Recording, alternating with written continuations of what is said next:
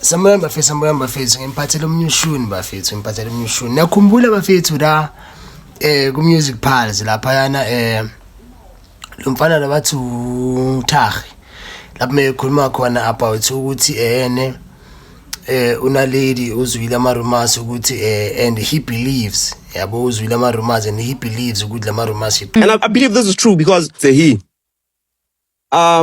there's been some rumors going around. Quote him, bro. No, there's been some rumors going around, and I spoke to someone from her team, which sort of somewhat clarified the rumors, which sounded true.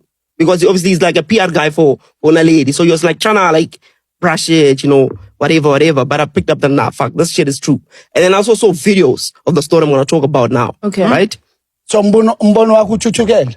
So, you know too much. So this guy's like, I'm here as a concerned fan or supporter, Yana Lady Apiwe, who may be taken advantage of behind the scenes, right? It appears that Lungani Gumede, her boyfriend, who's allegedly staying with her, is influencing a decision in ways that could harm her career and financial future. Who's Lungani? The boyfriend. No, but who is he? I don't know.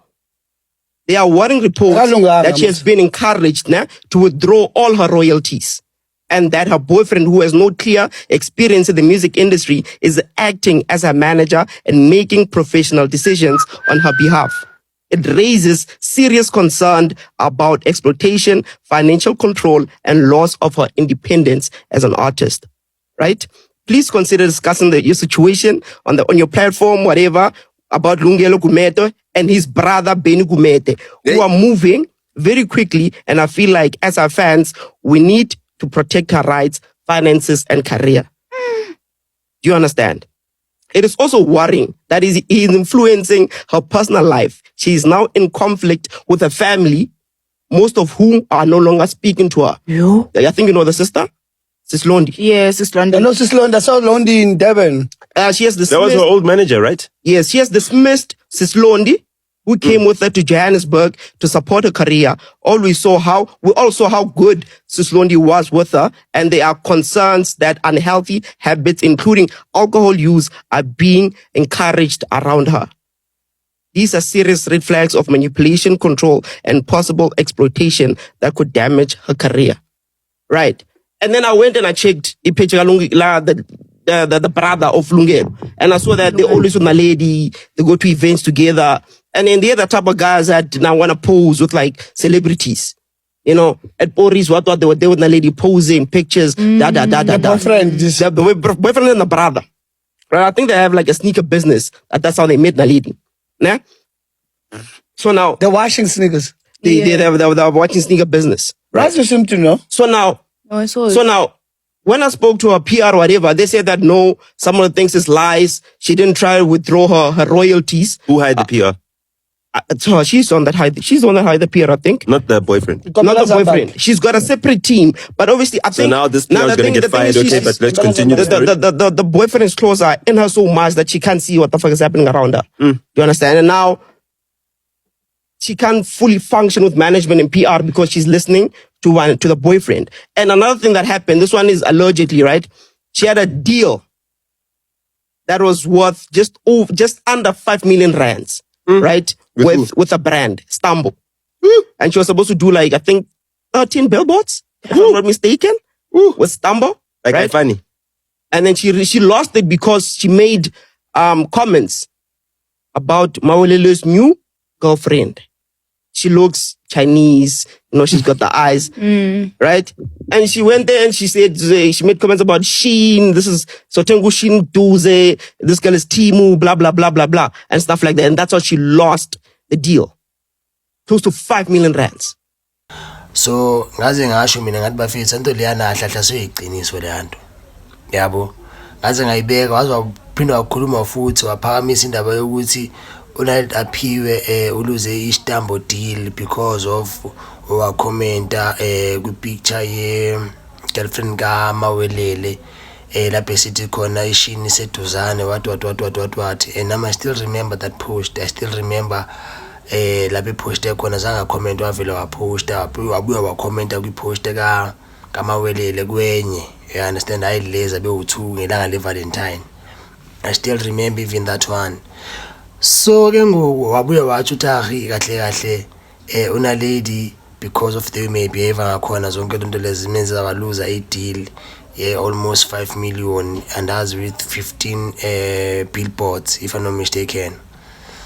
And then like deep down mina I was like nah, angeke like isitambo sesikuchuzile nesisibonile impact yakho nesisibonile ukuthi azini you got this, understand, because ibrand nebrand mayizofuna zasositha nawe like yakubheka ukuthi umuntu onjani uphila kanjani and ureacta kanjani and futhi interacta kanjani futhi nama-fans wakho or nabantu yayibona lento leyo. So yangidawuthisa mina but ngabe ngibona ukuthi vele yena uthi uyayibhelieve into ayizwile because uthi la muntu lana ifene likabani likane laphiwe melishare yonke la information leya yabo.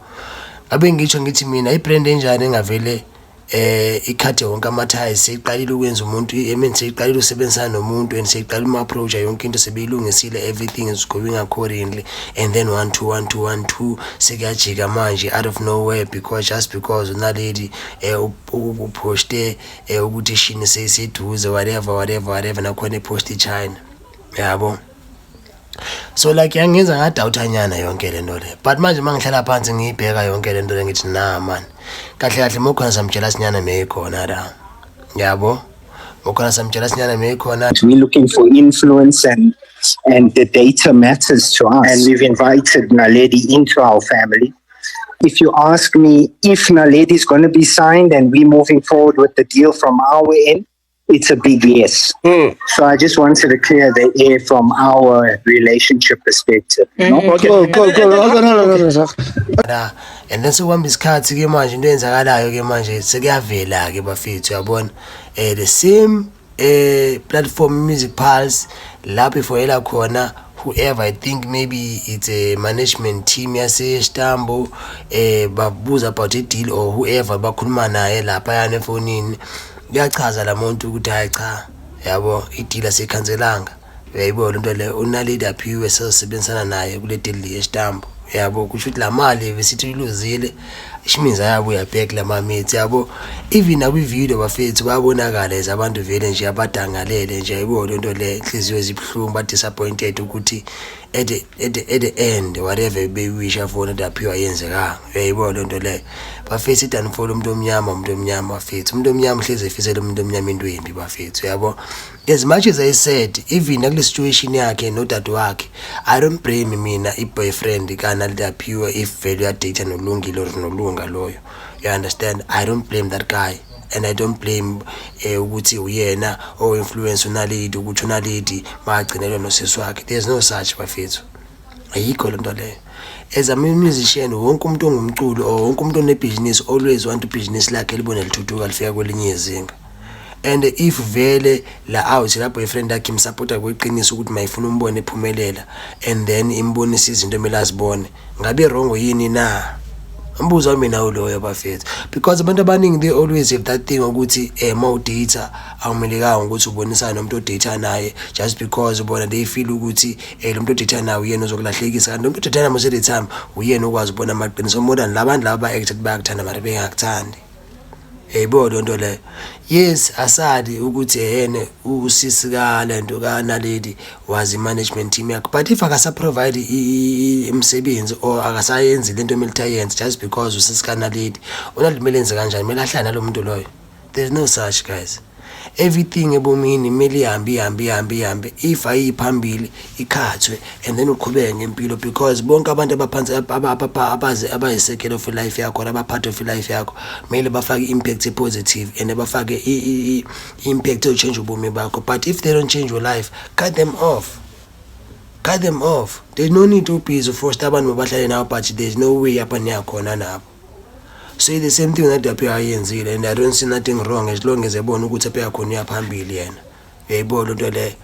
And into ebalekile ukuthi whatever akayenza angasaphinda afake ifamily when it comes to business because business bafethu nefamily azambisani. Into enhlezi ngitsho leyo mina. Ngeke ufake umama wakho phansi kwebusiness lakho uzohleze kubona njengengane yakhe and khona izinto umtshela zona afuna ukudlalela because uyingane yakhe. Actually uyingane yami ozalwe yimi wena. Angeke unjele kanjalo but abakhohle ukuthi business lakho nilranwa uwe. uyayibona leyo nto leyo. So that's why ngithi mina nje not emkhiphile this because there is something engeke akwazi usitshela yona yena because personal for yena, but into ebalekile situation yonke le i1 ukuthi ade makaye phambili ngobomi as much as ideal yakhe on, as much as music yakhe on. So yini ekenza abantu abakhala ndlela abakhala ngayo, bayekele ingane yenza into zayo ikwazi family ifikele khona, simple as that. Because out ngancane bafethu.